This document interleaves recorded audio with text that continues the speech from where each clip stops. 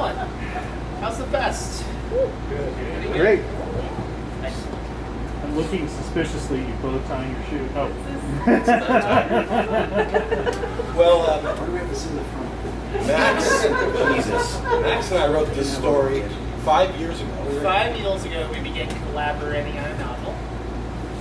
Right. Yes. And the last time we read it was February of 2020. Live to a bar about 3 people.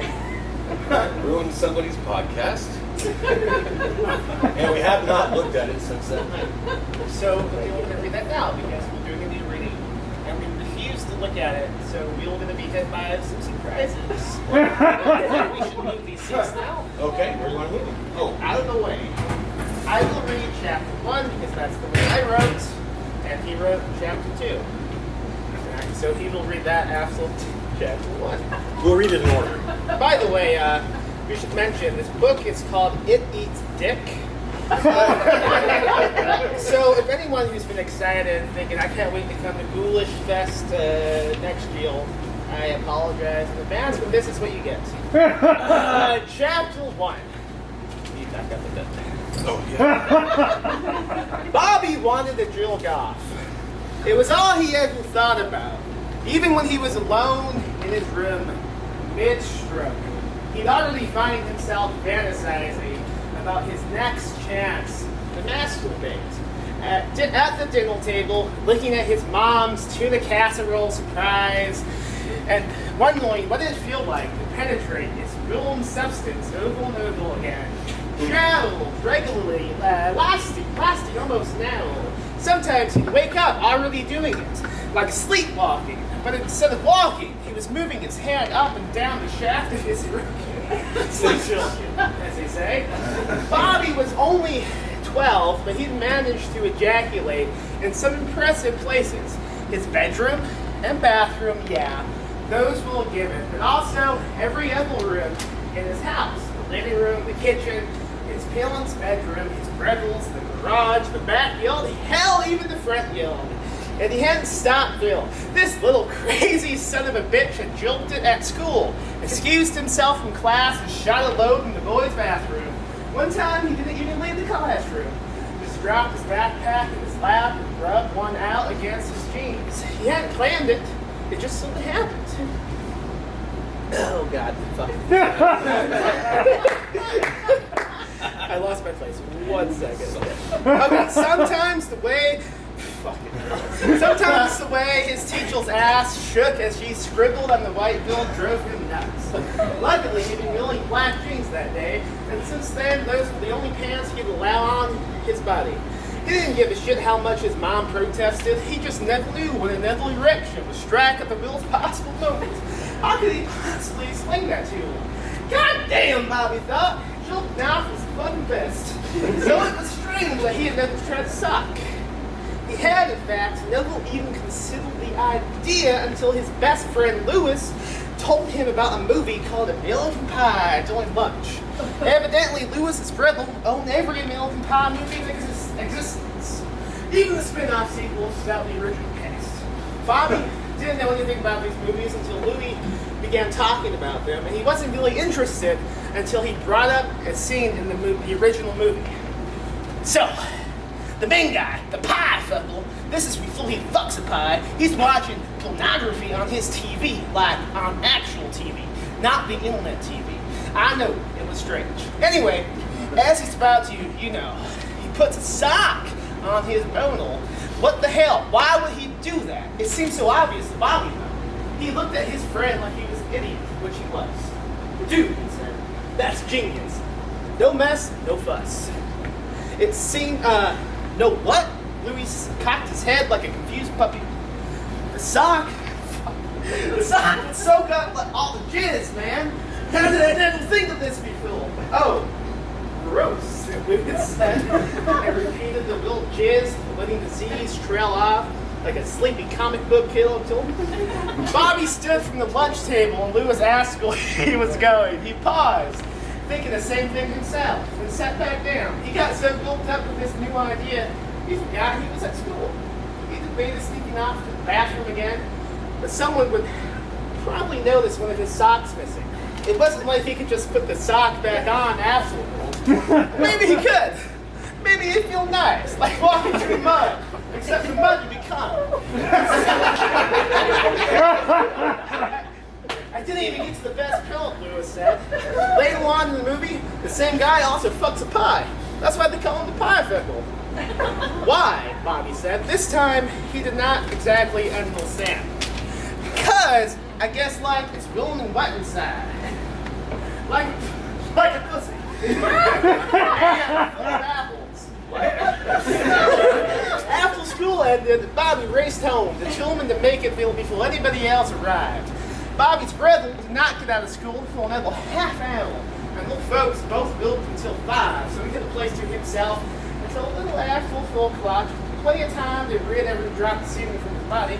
Drain the swamp! He screamed as he ran down the empty streets of his neighborhood, not killing how crazy he sounded. The louder he shouted, the harder his stick got. Drain the swamp! I'm talking about my dick! The swamp is my dick! He triple-checked the front door and locked once. He made it inside. He locked all the windows and closed all the blinds in the house too, just to be on the safe side. Just in case someone broke in and called him jacket. He searched his dresser for a good 5 minutes, trying to find the cool sock. But I thought occurred to him then. What was he supposed to do with the sock once it was full of cum? If he threw it in the trash, would his mom find it and notice his absence? He was not a boy who owned many socks. He didn't know how to do the washing machine, so that meant his mom would be the one to clean it. Would she understand what had happened? No. There was no way his mom knew what cum felt like. She was his mom. But still, the idea that she might touch his cum was almost enough to kill his erection completely. Almost. But maybe if it wasn't his sock. Time and dick shook. Bobby raced to his brother's bedroom and searched for a sock clean enough to ejaculate he should do. This proved a great little challenge than anticipated. This guy's room was a fucking mess, and most of his socks looked like they were already drenched in cum. It was like walking through a minefield. Except instead of exploding, he would just feel super gross. Squish, squish. He searched through his brother's dresser and found weed. He told him to leave the room and stopped when he spotted something kind of strange on the desk in the corner. A long, white sock sealed in a Ziploc bag. Not 2 socks, just one. Laid out flat across his brother's desk. Someone had written, "Do not touch," in black Shelby across the front of his bag. Bobby approached it, erection getting killed just by the thought and sight of it. He reached out and touched the bag, expecting some type of alarm to go off. Nothing happened. He picked up the bag, opened it, and took out the sock. Hypnotized, Bobby returned to his own room. This new sock held out in front of him, like a scientist's specimen. He locked the door behind him and crawled into bed. His laptop was already turned on and opened one of his favorite Pornhub videos. It was called "The Lady Sucked and Fucks While Wearing Cute Glasses," and it was about a lady who sucked and fucked while wearing cute glasses. He looked at the sock a while before beginning the main event. It was just a sock. Nothing strange about it. Why was it in a Ziploc bag? And why was it on his brother's desk? So strange. Yet there was no way he could use any other sock. There was something about this one that seemed to be calling for him. No. That would be crazy, right? Yet, he was meant to jack off in this sock. Let's be honest. It was his destiny. In his hand, you imagine the sock saying, "Dick! Feed me, dick!" Wait. Did he imagine that? Or was that real? Fuck it. Bobby pressed play on Lady Sucks and Fucks while wearing cute glasses, then spilled out some lube and ladled it all over his erection next to the sock.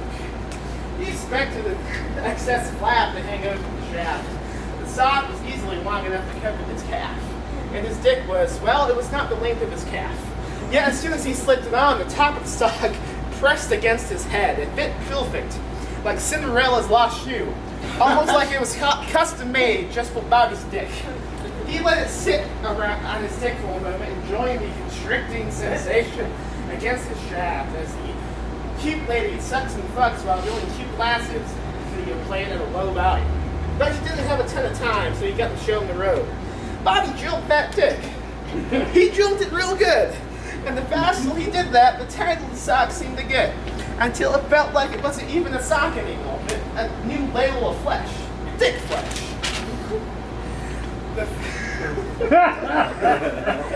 The full-eyed Seckle and Feckle on his laptop moaned loudly as she sucked and fucked, and some little distant, unearthly sound of many orgasms, something seemed to growl.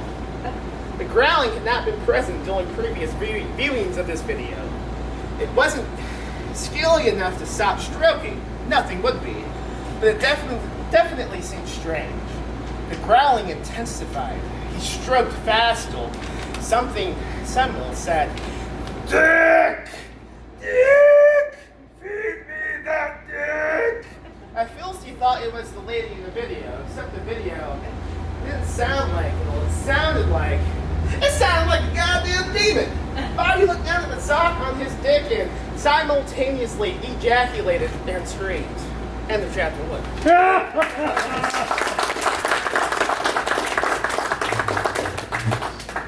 Chapter 2. What the fuck, Mom? Bobby could hear his brother Frank throwing things around his room and screaming at his mom as the demon sock tightened its grip around Bobby's dick. Bobby could have sworn the house was empty.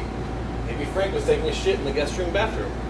I told you like for the 50th time, I can clean my own friggin' clothes. Bobby felt the sock get wetter and more firm. The frayed fibers of the mouth of the sock tightened into tendrils that grew and began grasping even ever higher into Bobby's peach fuzz pubes. Bobby closed his eyes and laughed. That's one hell of a peach, he said. The last laugh of a man about to lose his dick. Just as Bobby began submitting to the idea of reconstructive genital surgery, his door flew open. Fuck. His first impulse was to stroke harder. He was committed to a twofer. It was rare to get it going twice in one session, but his friends had all claimed they could do it. Bobby wanted desperately to be inducted into that club. You never start something you can't finish, and Bobby rarely quit when it came to his fleshly needs. The sock felt like a lawnmower blade. He loosened his grasp, but the sock kept mowing. You! Frank charged for Bobby. Where'd you get that? Bobby looked into his brother's eyes, hoping for some kind of understanding as his face went blue. Bobby was afraid to look down, but he also kind of wanted to see the hole where his penis once was, because it would probably be the closest thing.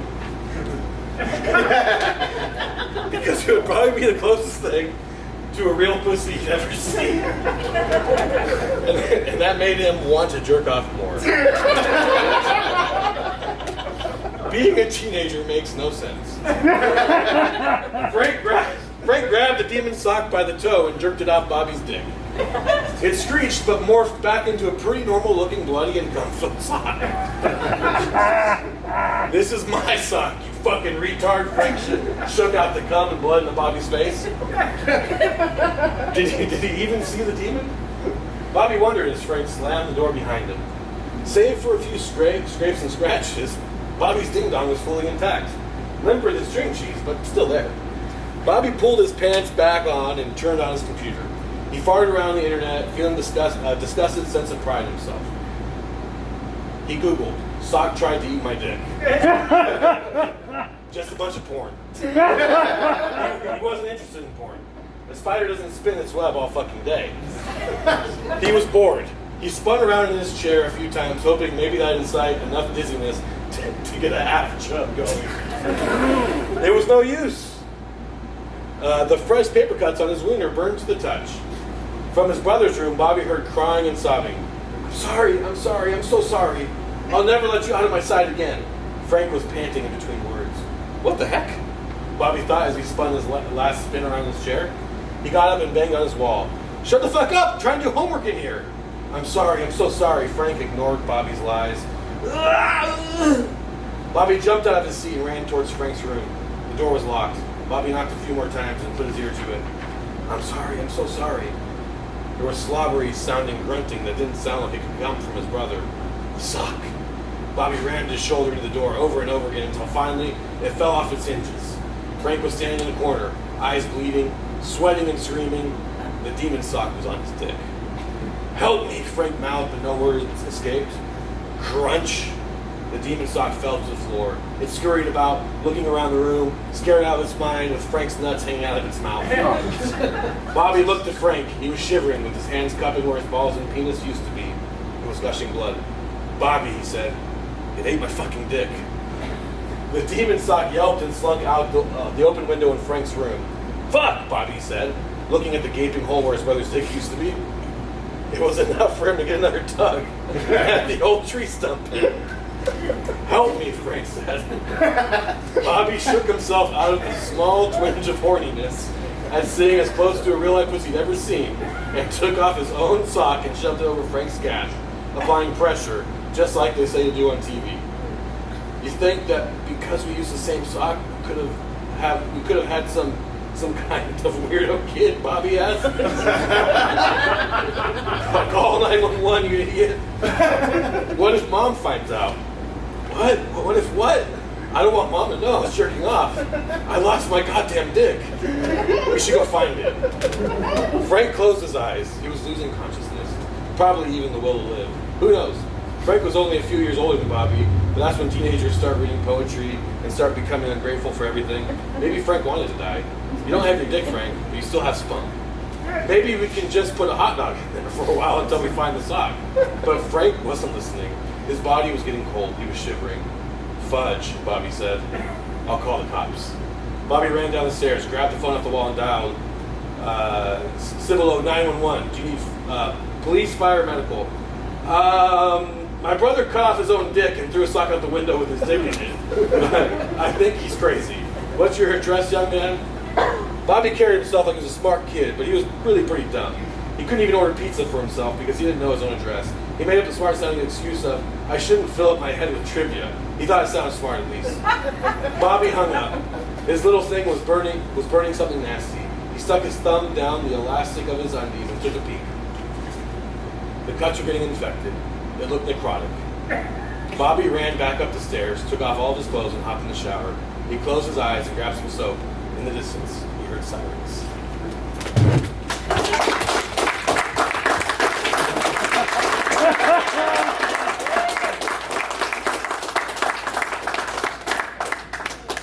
All right, that's the ratings of the Ghoulish Book Fest.